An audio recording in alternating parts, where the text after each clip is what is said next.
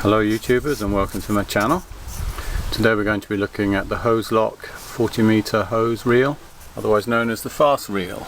This is the box, got this from Amazon, cost just under £60. It arrived in one day, very nice too. So we're going to do a quick unboxing video and show you how to mount this on the wall and how it works.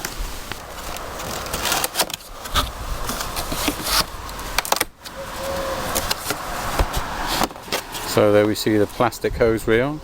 It comes in green and grey. Looks like we've got the green version. That's the thing that goes underneath it. And I don't know what that is. Let's pull the thing out and have a good look.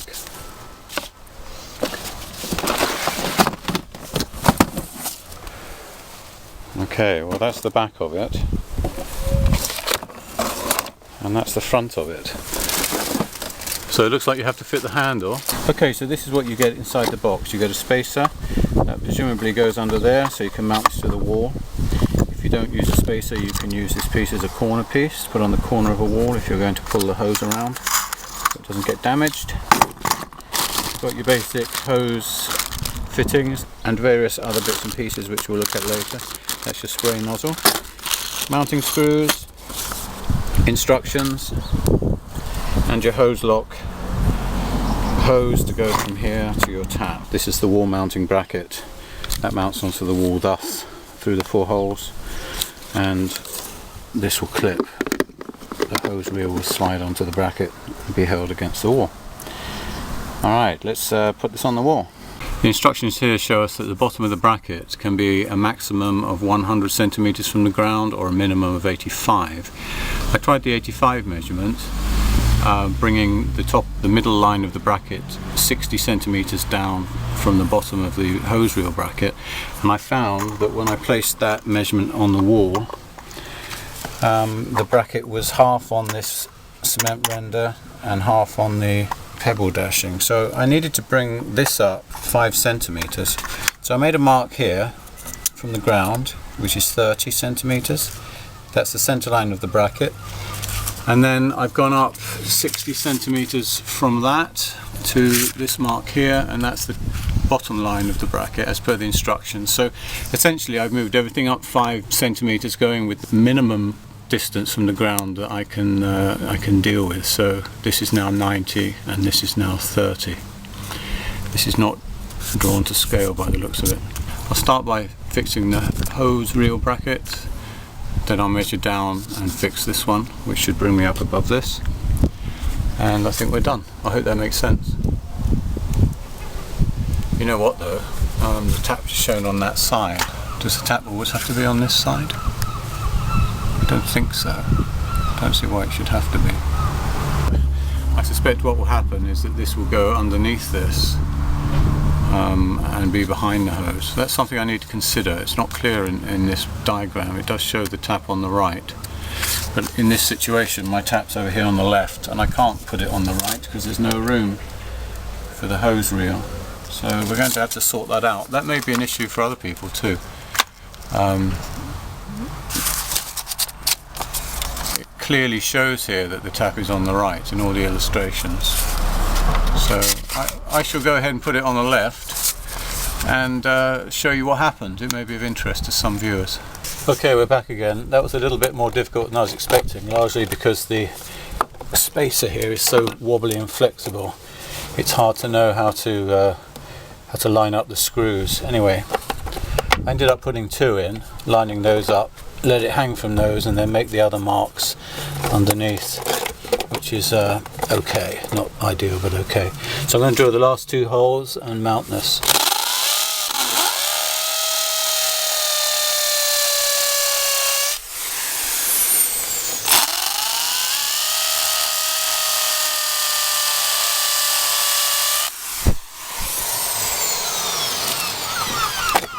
Two plugs in. Pebble dash is difficult stuff to work with.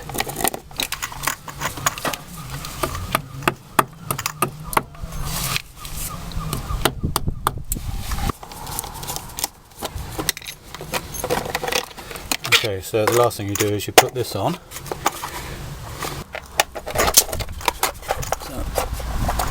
first one.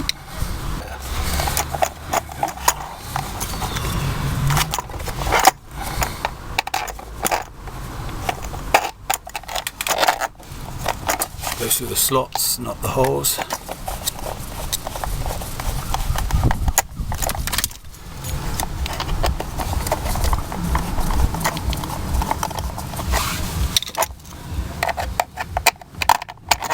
Getting them started.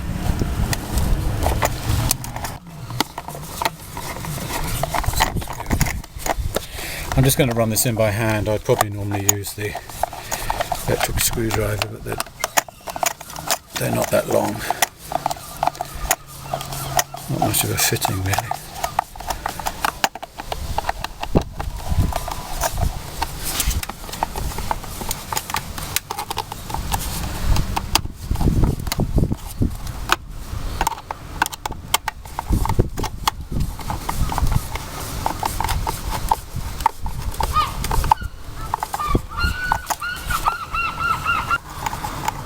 It's okay.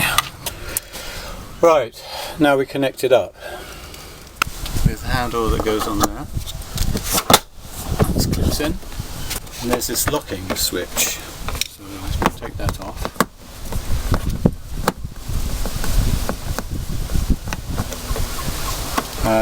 That goes to the unlocked position. I'm going to put the screw back in. It might be quite useful to have that to lock and unlock depending on if you have children playing. That keeps that in the unlocked position. Okay, what they've got here for you, if you can get the camera in, is they've got a fake nipple so that when you've finished with the hose, put it on there, tighten this up and store it away, which is quite nice. So that comes off, that goes through here. I assume this goes on there, which is your. We were a little bit concerned about this length of this pipe here, so we cut that a bit short. There's plenty of room for it to just hang quite gently behind there. It doesn't touch the floor. This goes through there. When you wind it in, that can go all the way up inside to to there at least. I guess be pretty careful though when you turn that handle at the end so you don't break anything. Yeah, and you don't, weirdly enough, my instinct there was to sort of turn this to get it to unwind, to try to unwind it. It doesn't work, it just stops. So clearly the way to unwind this is to pull on the hose. Don't do anything with the handle except wind the hose back into the drum. And of course it says there's an arrow there that pretty much indicates there's only one way to turn this.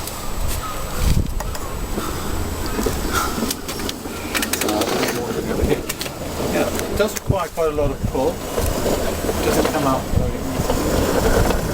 It's not too difficult.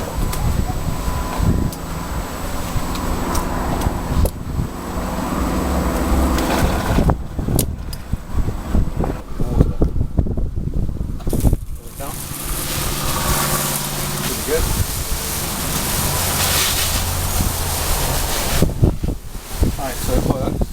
When you've finished, they suggest bringing the nozzle back to the drum so you're not dragging it all around the garden. Just wind this handle. Very easy to do actually. It has a rather satisfying click.